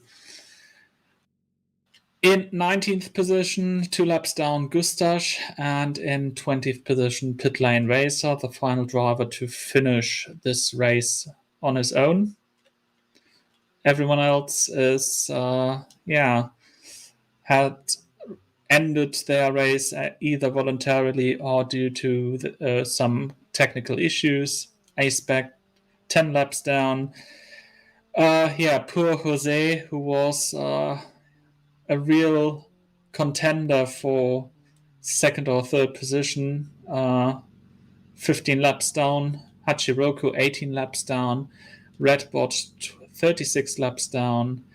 Krivatin, 37 laps down, and the first driver we lost, Chabalutsky, 40 laps down. Yeah, you have to say it is a shame. I mentioned it a lot, but it is a shame about Jose. He put in a good effort, managed to get up to P2, but then timed out. So, yeah, unfortunate for him. But there you are, your podium for round 11 of Master Race Cars GTR Monday. Mandula on the left in P2, Lagutskas in the middle, winning by an impressive margin. And then Ayub, the surprise entry, I have to say, onto the podium. But to be fair, I don't think we expected either of those two on the podium, did we? It just was crazy in that last part of the race. Indeed. I think Mandula and Ayub, we've shown them maybe 1 or 2 times throughout this evening. They had a real quiet race, and they kept out of trouble and finished on the podium. Yeah, that's kind of sometimes what you have to do here. So there we are. So this has been the round 11 broadcast of Master Race Cars GTR Monday, and it was again a thrilling race, we must say. Next week, the NGTRs are used at a track that has still to be announced. Vitatis Lacunas will, for I don't know the how manyth time this season, pick a track of his liking. How many? I didn't count the wins. Well, I just liked how you said how manyth. The how manyth time. A new one to me, that one, Thilo. Yeah, okay. So add it to your buzz, it's his bingo 6th cards. win this season. Okay, that's a lot of wins. Fair play. Yes, basically he has won all races, but last week's race, where I was doing the race director, maybe he likes me more in the commentary booth. We can ask him after we wrap up today. But yeah, our next race we will show you is on July 5th at 18:30 UTC. The NGTRs heading to South City, the London Borough, on the town circuit. Oh, don't tempt me. I hope it's. I hope it's. Anyway, let's not go there.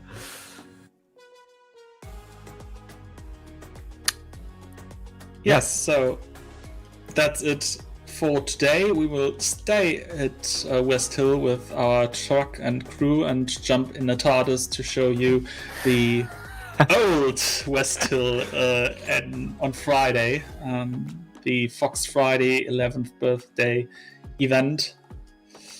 Yeah, that is quite a bit of time travel. That back to a version of Westhill that none of us have seen or driven on for a long time. But it's going to be a pretty great race. We have a bumper grid and some returning faces. I'm told the likes of Sammy Lippmanen going to be on the grid for the 11th anniversary of Fragmaster's Fox Friday. We hope you can join us then. But for today, that's it. Thank you for watching. It was a great evening, and from Peter Butcher and me, so long, and see you around. Goodbye.